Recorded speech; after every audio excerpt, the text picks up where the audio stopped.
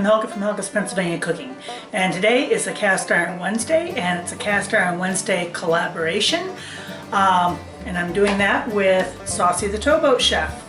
So what we're doing today is going to be fried corn, and I don't know how she's making it. I'm doing it with a little bit of a Northeast spin on it, which you'll see, and make it the way we like it.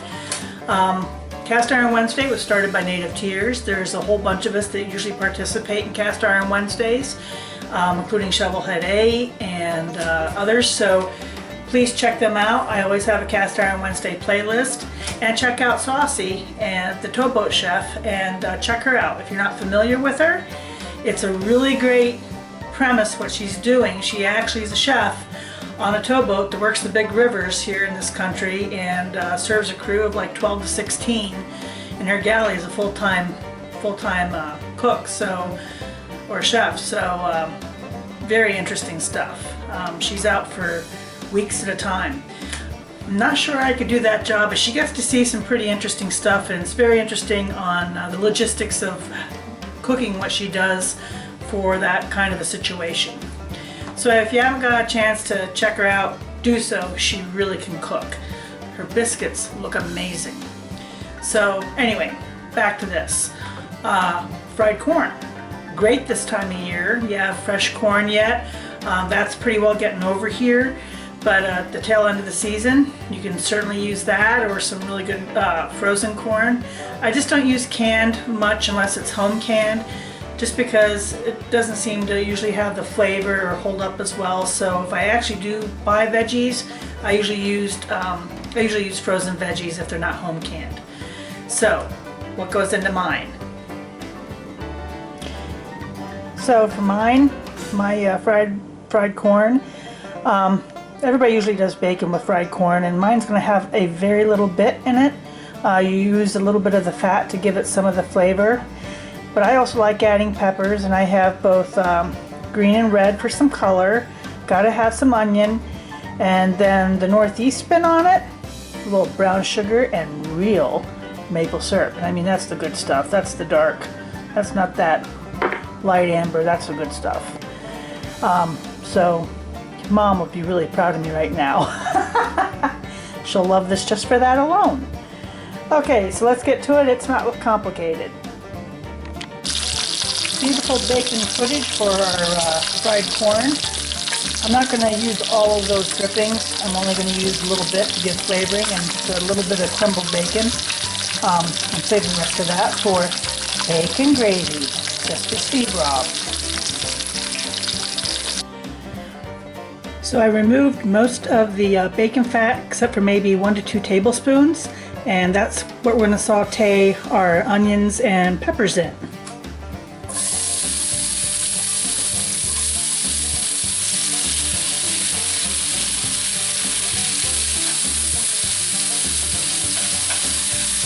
I like adding the peppers along with the onion stuff, because like I said, I think it gives a little bit more dimension of flavor, and I think it makes it really pretty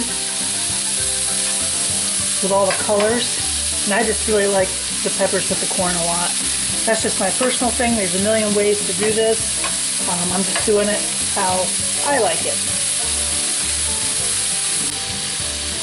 So these are about half cooked through, and I'm going to add my corn now because it doesn't take the corn as long as it does these veggies. I don't know, I probably have like 3 cups of corn here, something like that.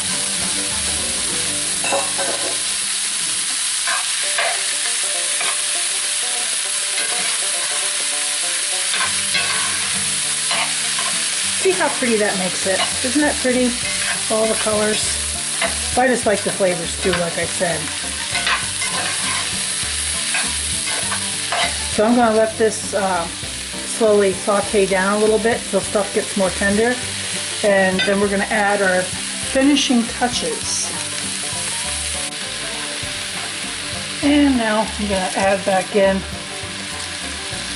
3 of the 6 strips of bacon. I'm just going to crumble that in. You can snip it in with kitchen shears too, but I just crumble it in like this and let that cook in.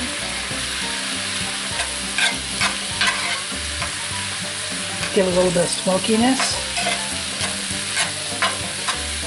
And then for the final piece, I'm going to add a little bit of brown sugar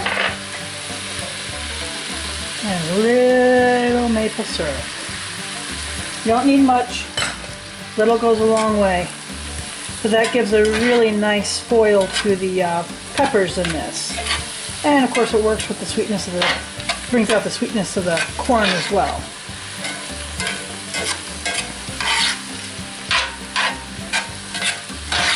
And we're going to let that saute in nice.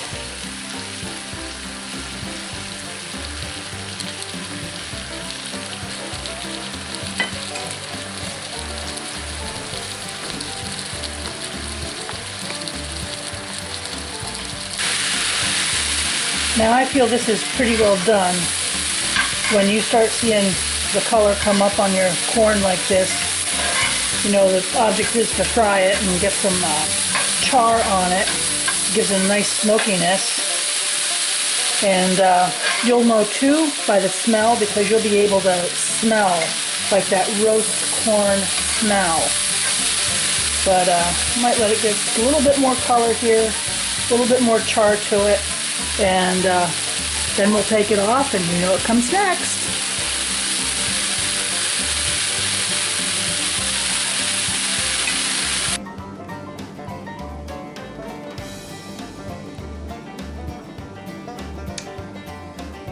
You know what comes next, the taste test.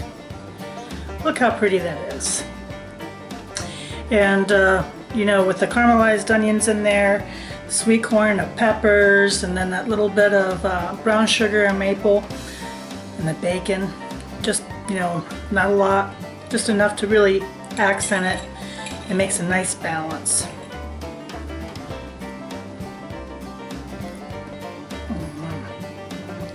It's gonna be your new favorite way to eat corn.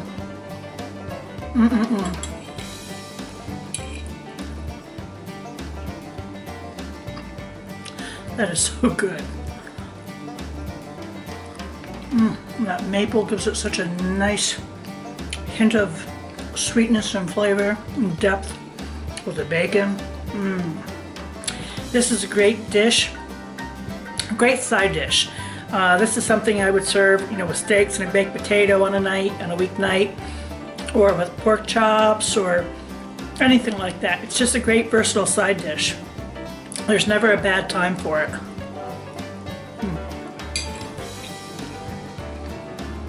And it's inexpensive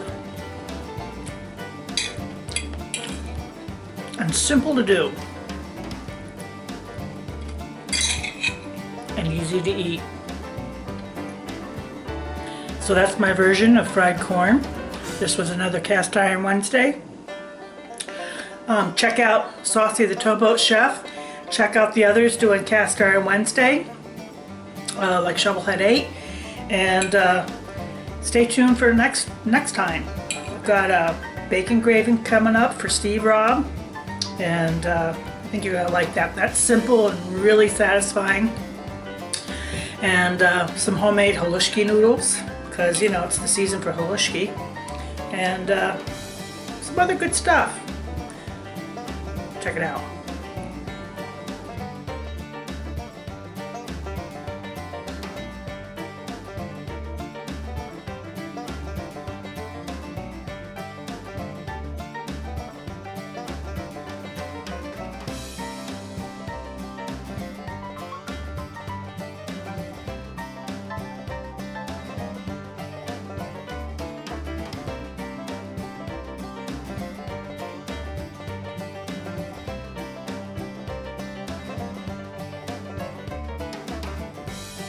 Like, subscribe, and join me next time here in Helga's Pennsylvania Cooking.